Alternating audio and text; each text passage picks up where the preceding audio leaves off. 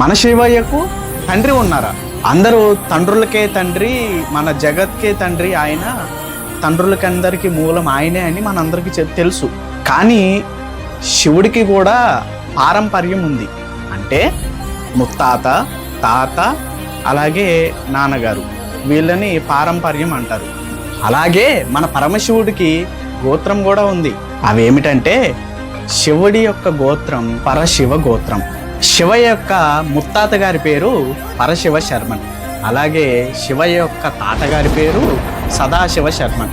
అలాగే శివుడి యొక్క తండ్రి గారి పేరు ఈశ్వర శర్మన్.